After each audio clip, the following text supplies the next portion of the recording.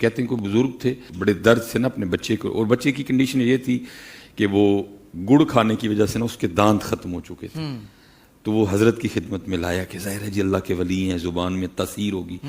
मेरी तो मानता कोई नहीं, कुछ हूँ भी बाप, तो हजरत कहेंगे तो वो बात दिल में उतर जाएगी।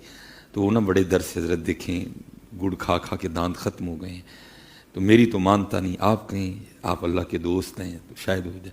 आपने फरमाया भाई ज़रा कल लेके आना इसको। वो अगले दिन फिर आया तो बच्चे के कंधे पे हाथ रख के बस इतना ही फरमाया, बेटा गुड़ ना खाया कर, देखना तेरे दांतों का क्या हाल हो गया, ठीक, गुड़ नहीं खाना कोई।